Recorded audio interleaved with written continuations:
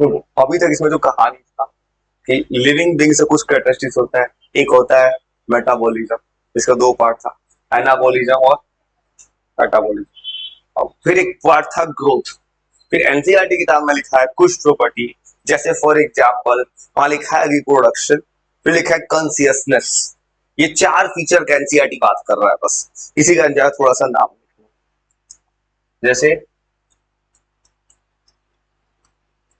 Reproduction ये बात कर रहा है। अगर इसके बारे में बात करें तो ये कोई यूनिक फीचर नहीं है लिविंग बींग्स का। इसलिए नहीं है क्योंकि अगर कुछ ऐसा ह्यूमन बींग्स भी होता है जिसको न्यूबॉर्न बेबी नहीं हो सकता, इनफर्टाइल वुमेन होती है कुछ कुछ, और एक कहता है एनसीईआरटी कुछ एनिमल्स है केवल म्यूल्स या स्टरलाइल भी है जिसको बेबी होने के चांसेस नहीं है न्यूबॉर्न। तो रिप्रोडक्शन क्या एक ऐसा प्रोसेस है जो टेंथ में पढ़ा है जहां से लिविंग बींग ग्रो करेगा। बस लिखा है बस अपने जैसा कार्बन कॉपी। मतलब ये जो किताब में लिखा है कहानी, कोई यूनिक फीचर नहीं है। मतलब यूनिक फीचर करने का सेंस ऐसा कुछ नहीं है कि जो रिप्रोड्यूस नहीं करेगा वो लिविंग बीइंग नहीं होगा। जैसे मेटाबॉलिज्म जो फीचर था, ग्रोथ, इंट्रिंसिक ग्रोथ, वो हर लिविंग बीइंग में होता है। यूनिक फीचर नहीं है किसी भी लिविंग बीइंग का। और ये एनसीईआरटी में, इसलिए एनसीईआरटी में चार फीचर का नाम किया है किताब में। एनसीईआरटी में किया उसलिए इसको प्रोसीड कर रहा है। अब इसमें तुमको पहले से पता है, आराम से लिख सकते हो, जैसे आसान चीज है, सब चीज। ये एक ऐसा प्रोसेस है जहां पे सेम ऑफस्प्रिंग जनरेट होता है।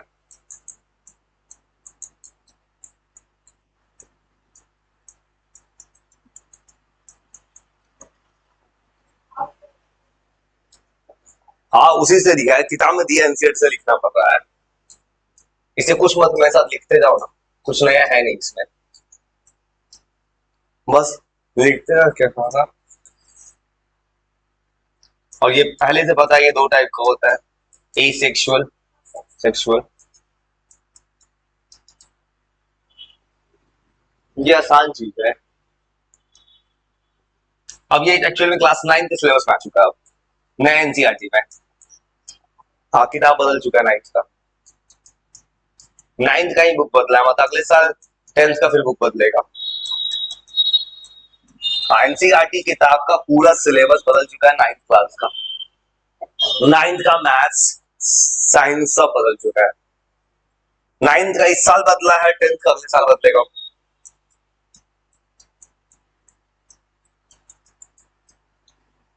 सब कुछ चेंजेस कर रहा है धीरे धीरे सिलेबस में। ये बहुत आसान चीज है। और दो तरह का मोड होता है, इन दोनों का अंतर ऐसे ही याद होगा। ये 10th का कहानी है, दोनों का अंतर। इसमें एक सिंगल पेरेंट चाहिए, इसमें दो पेरेंट्स।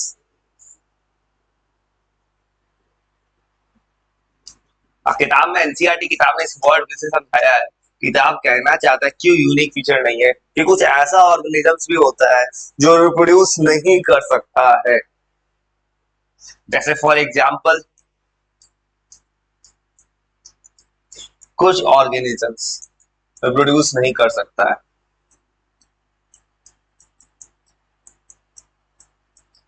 कैपेबल नहीं है टू रिप्रोड्यूस।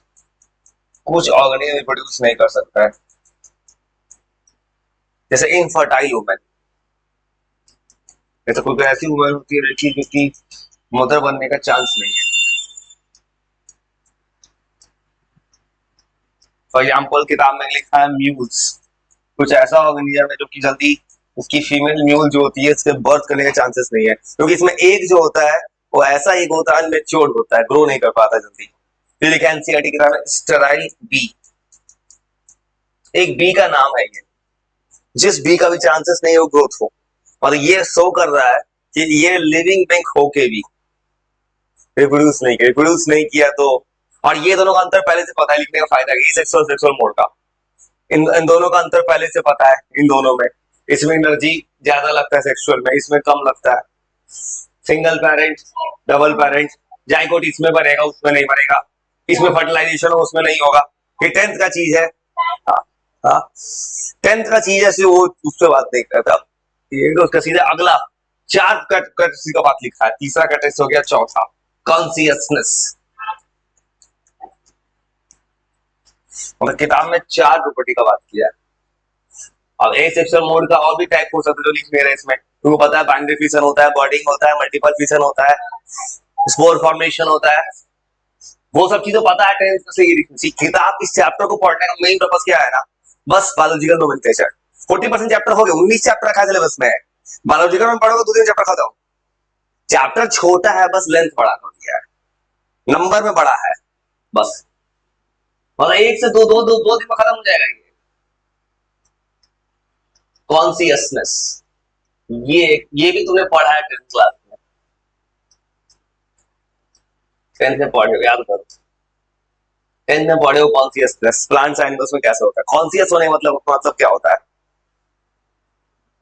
कॉन्सियस होने का मतलब मैंने क्या किया इस पे, मैंने निडल की तरह जहां पे लगाया, यहां तुमको डायरेक्ट पेन हुआ। ठीक है, इससे नहीं हो, मान लो यहाँ पर सार्क होता, पेन होता कि नहीं, क्या करते तो तुम तुरंत क्या करते, हाथ हटाते। ये क्यों हटा पाएगी? तुम कॉन्सियस हो। याद आप लोग कहां पढ़े इस चीज को? तुमको यहाँ पे ये किस तरह का फैक्टर काम कर रहा है? और स्टिमुलस, याद है यार, ये स्टिमुलस था, तुमने कॉन्सियस माइंड तो हाथ हटा लिया। ये ये तुम पढ़ो प्लांट्स एनिमल्स में अलग अलग होता है। प्लांट्स में होता है जैसे वहां पर होता है फोटोट्रोपिज्म, जियोट्रोपिज्म, केमोट्रोपिज्म, प्लांट्स में वो रिस्पॉन्स था। एनिमल्स में होता है reflex action, reflex action animal इंसान का होता है, ये कॉन्सियस है। और कॉन्सियसनेस दोनों प्लांट एनिमल्स, बस अंतर ह्यूमन बीइंग्स एक ऐसा क्रिएचर है जो कि थोड़ा अवेयर होता है, जो ज्यादा आइडिया होता है कॉन्सियसनेस से बचने का। तो इंसान का माइंड ज्यादा डेवलप है कंपेयर टू बाकी जितने एनिमल्स है। मतलब जितने भी, ये सबसे यूनिक फीचर है जो नॉन लिविंग कभी नहीं शो कर सकता है। ये जो फीचर है किताब का, ये सबसे यूनिक फीचर है।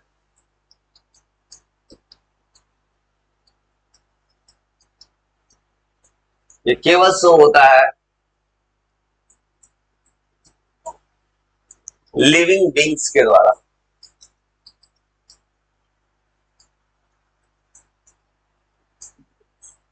मुझे नहीं दिख रहा है। नहीं, म्यूल्स है। म्यूल्स एक एक्चुअली में ये नाम है, एक ऑर्गेनिज्म का नाम है जो कि नहीं कर पाता है।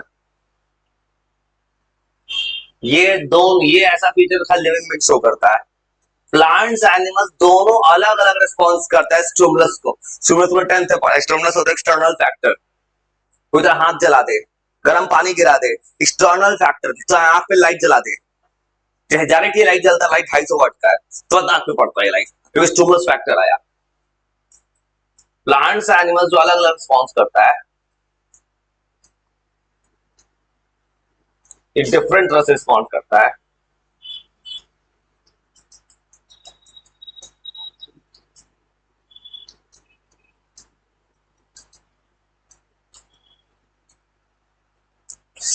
एनिमल्स के पास एक पूरा सिस्टम है, नर्वस सिस्टम। खासकर ह्यूमन जैसे बींग का बात करें तो brain, spinal cord, even sense organ भी है, वहां से भी जज कर लेता है क्या होने वाला है फैक्टर्स। लेकिन प्लांट्स के पास ऐसा कोई वेल डिफाइंड सिस्टम नहीं है नर्वस का। एक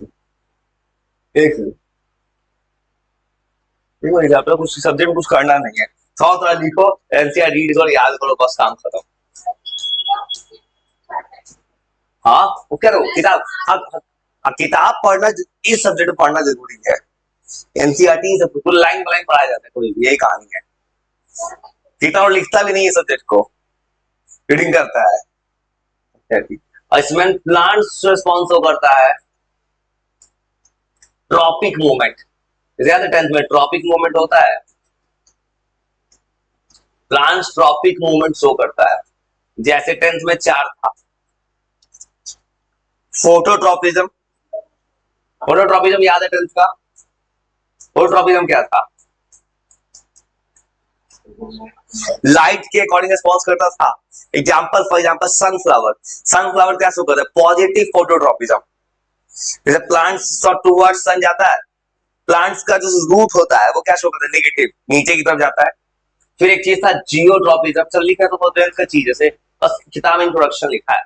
geotropism towards the gravity, root जाता है नीचे पॉजिटिव, शूट जाता है ऊपर नेगेटिव। फिर और क्या था? हाइड्रोट्रॉपिज्म था, वाटर। या रूट्स क्या होता है? पॉजिटिव शो करता है, शूट नेगेटिव। और एक था थिग्मोट्रॉपिज्म, हाँ वो था टच का था। और यहां पर टच भी नॉट प्लांट, टच भी नॉट प्लांट क्या करता है? जब तुम उसको टच करते हो थोड़ा सा मुड़ जाता है। ये सब टेंथ में था, ये सब मोमेंट शो करता है, ये प्लांट शो करता है। और एनिमल्स का अगर पास सबसे advance animals human beings, lower animals पर उतना बड़ा सिस्टम नहीं है, तभी रिस्पॉन्स कर जाता है। इंसान के पास होता है पूरा well defined nervous system.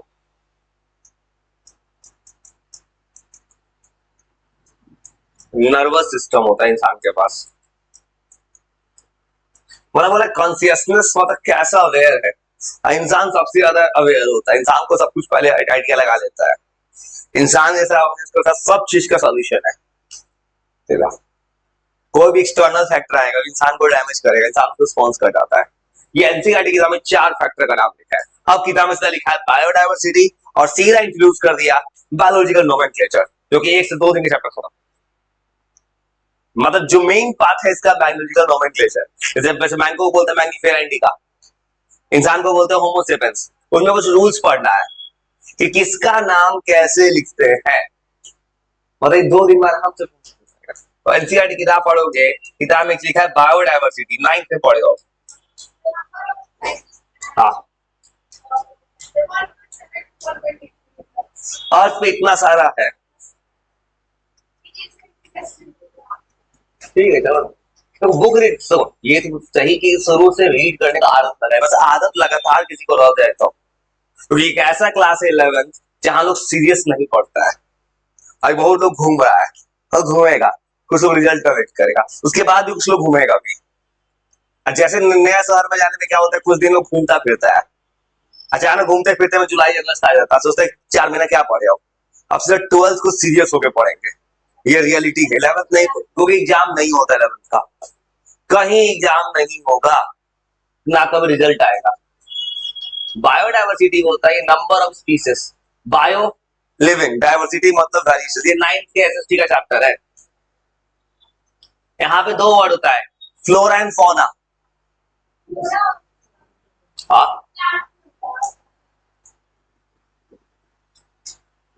World में सबसे ज्यादा बायोडायवर्सिटी किस देश में है?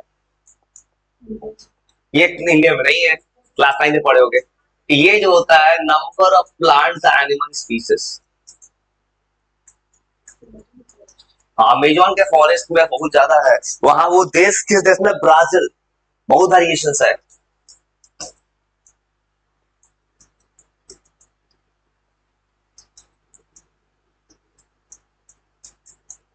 स्पीसीज जो अलग अलग जगह पे रहता है, स्पीसीज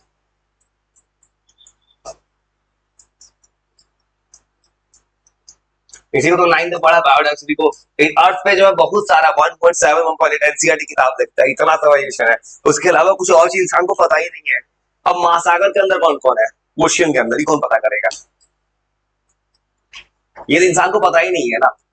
अब तुम पैसिफिक ओशियन चले जाओ, उसके अंदर एक अलग ही जिंदगी है। कुछ ऐसा ऐसा एनिमल मिल जाता है, एलियन है, एलियन क्रिएचर्स है ओशियंस के अंदर, इंसान को पता ही नहीं कर सकता है। बस इंसान का फोटो है उसका टेक्नोलॉजी से। वहां का लाइफ बिल्कुल अलग है।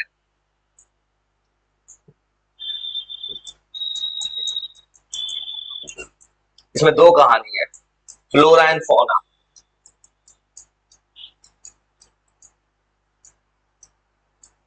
कुछ कुछ ऐसा क्रिएचर्स है जो अर्थ के क्रिएचर से बहुत बड़ा है, हमें उसका पता भी नहीं है, उसका प्रॉपर्टी वो कैसा है वो। बस तुमने कभी ऐसा इंटरनेट पे वीडियो देखा होगा, कुछ अजीब अजीब क्रिएचर है नीचे, एकदम एलियन जैसा फीचर है जो अर्थ पे एग्जिस्ट ही नहीं करता है, ग्राउंड के पानी के अंदर है, लाइट भी नहीं जा रहा है वहां पे। फ्लोरा पूरा प्लांट स्पीसीज।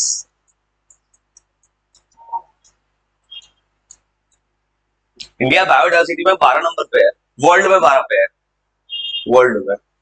ये 9th की किताब में छपा है, ये बायो इस किताब में नहीं लिखा है, किताब पढ़ो, किताब में नहीं लिखा है ये चीज। हाँ, 9th का किताब कहता है ना कि वर्ल्ड में सबसे ज्यादा बायोडाइवर्सिटी कहीं है तो ब्राजील में है। अमेजोन के जंगल में जिंदगी है, सबसे ज्यादा बायोडाइवर्सिटी। इवन अफ्रीका में बहुत ज्यादा, अफ्रीका का जंगल है, कुछ ऐसा जानवर अफ्रीका के जंगल में तो मिलेगा ही नहीं कभी। और यूरोप बायोडाइवर्सिटी कम है, ये इसलिए कम है क्योंकि यूरोप में ठंडा क्लाइमेट है, और अफ्रीका में, ब्राजील अफ्रीका में जो पड़ता है, ब्राजील साइड में ज्यादा है अफ्रीका में, क्योंकि अफ्रीका में सनलाइट काफी ज्यादा पड़ रहा है। सनलाइट एक बहुत बड़ा रीजन है, फोटो पीरियड ज्यादा है, लाइट का ड्यूरेशन, लाइफ ज्यादा एग्जिस्ट करता है वहां। अमेजोन का जंगल है, इसको अमेजोन रेन फॉरेस्ट कहते हैं, दुनिया का 20% ऑक्सीजन यही देता है, लंग्स है, और इंसान ने इसको भी डैमेज किया है। अमेजोन नाम पे एक नदी भी है, पता है? नील नदी, दो नदी, दुनिया का सबसे लंबा नदी नील है, जो इजिप्ट है, जहां पिरामिड है वहां पे। एक अमेजोन एक नदी का भी नाम है, एक नदी का भी, अमेजोन एक कंपनी का भी नाम है, और एक नदी है। और इंडिया जो है इन बायोडाइवर्सिटी, इंडिया में एनसीआर 9th के एनसीआरटी किताब में छपा है, 15,000 फ्लावरिंग स्पीसीज है, 9th में छपा है। ये इस किताब में लिखा है, 9th में था, 9th क्या रहा, 9th की किताब में लिखा हुआ है सब चीज इन बायोडाइवर्सिटी। 9th याद है, इंडिया जो है 9th में उस वक्त मेरे पास आ चुकी थी ना, मेरे पास जो है याद हो, मैं चीजों को याद करवाता हूँ बार बार। 9th उस समय शायद तुम मेरे पास आ चुकी थी, मेरे एक आदत है जब भी किसी को याद करवाना, इससे होता है कि इंसान तुरंत रिकॉल कर लेता है, सही पढ़े से कभी याद आ गया। ये इसलिए मैंने फोकस किया इस चीज पे। इंडिया 12th पोजीशन पे, बायोडाइवर्सिटी, फ्लोरा एंड फौना। अब फिर किताब में सीधा, अब किताब में सीधा क्या है, इतना थोड़ा चैप्टर है, 40% तक हो चुका है। अब सीधा आ जाएगा बायोलॉजिकल नेम। पहला साल पूछेगा बायोलॉजिकल नेम का रीजन क्या है, फिर पूछेगा बायोलॉजिकल नेम लिखने का रूल क्या है, फिर लास्ट में पूछेगा कि इसको किस किस तरह इंसान को डिवाइड किया गया है, 7 नाम लिखा है, फिर बोला है सबका कैरेक्टरिस्टिक्स पढ़ लीजिए, बस कम खत्म, इतना सा है। और थोड़ा सा और लिख देते हैं बस, नीड ऑफ बायोलॉजिकल नेम, बस एक सवाल का जवाब लिखते जा रहा है, क्या कारण है कि बायोलॉजिकल नेम चाहिए, सोचो अपने आप से। आम, वो थोड़ा आम, आम है, नॉर्थ इंडिया लोग आम बोलता है, संस्कृत में आम्र बोलते हैं, इंग्लिश में मैंगो बोलते हैं, कहीं और कुछ और बोलते हैं। तो बायोलॉजिकल नेम का नीड क्यों पड़ा, एक चीज का अलग अलग नाम पड़ रहा है। यहाँ पे तुम किसी को कुछ और बोलते हो, आम का ही बात करो, लोग उसको अलग, मान लो कोई चीज का बात करते हो, यहाँ पे तुम देखो कोई सब्जी है, इंडिया में ही वेरिएशन रहता है, कोई सब्जी तुम यहाँ खरीदो नॉर्थ इंडिया में, सेम सब्जी अगर साउथ में खरीदो, उस सब्जी, सेम सब्जी का नाम बदल गया। और यही दुनिया में साइंटिस्ट लोग से प्रॉब्लम, इतना सारा स्पीसीज पढ़े तो पढ़े कैसे, इसलिए लोगों ने सोचा बायोलॉजिकल नेम चुनते हैं, एक ऐसा नेम, इस नेम को चुनने का रीजन क्या है कि पूरी दुनिया में एक्सेप्टेड है। बच्चा थोड़ा सा और लिख रहा है, मतलब अभी कहानी है कि क्या जरूरत है नाम का, मतलब ये जो नेम है ना, बायोलॉजिकल नेम का नीड क्या है, मतलब इसको स्टडी करना, मानो कभी ऐसा हो जाता है, मानो फॉर एग्जाम्पल यहाँ आम कोई ऐसा भी कोई जगह होता है कि तुम किसी को कुछ और बोलते हो, सेम चीज को, कहीं होता है कि तुम एक ही नाम पे दो दो तीन चीज हो जाता है कहीं कहीं। अब ऐसे केस में कंफ्यूजन होता है साइंटिस्ट के पास, वहां पे एक छोटा सा कंफ्यूजन बहुत बड़ा प्रॉब्लम हो जाता है। साइंटिस्ट लोग को पढ़ना था, इन लोगों ने ऐसा नाम चुना दुनिया में एक्सेप्ट कर लेना है। जैसे पता है ऑर्गेनिक में आईयूपीएसी पीरियोडिक टेबल, वो आईयूपीएसी दिया, एक दुनिया में एक्सेप्टेड है, सेम तरह ये रूल है। बायोलॉजिकल नेम जो है ये यूज किया जाता है सेम नेम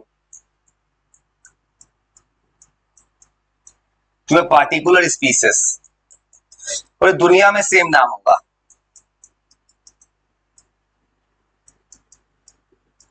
और दुनिया में जितने भी साइंटिस्ट होंगे उनको इसी नाम से बोलेंगे वो।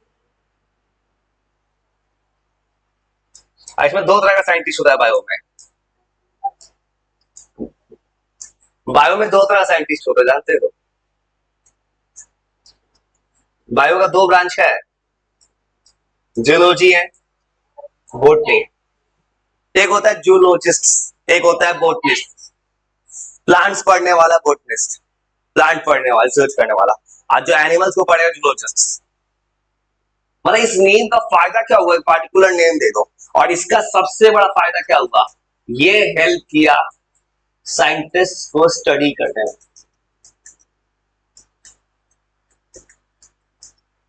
मतलब किसी का कैरेक्टरिस्टिक्स पढ़ना आसान हो गया।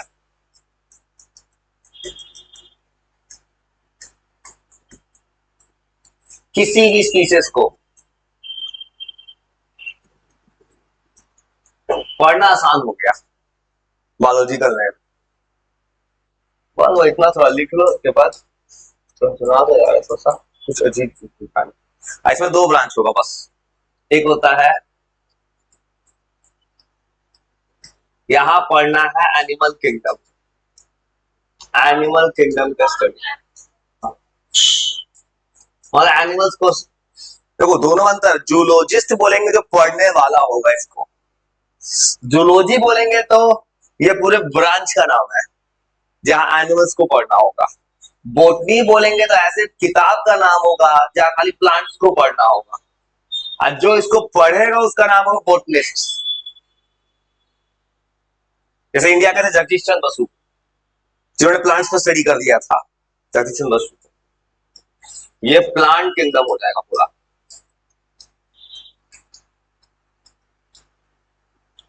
बस आराम से। तो उसके आगे कहानी क्या होगा, कहानी होगा बायोलॉजिकल नेम में दो पार्ट है, genus species, species. Biological name लिखने का रूल है, अंडरलाइन किया जाता है। ये बस रूल पढ़ना है और नाम याद करना है उसके रीडिंग की तरफ। देखो देखो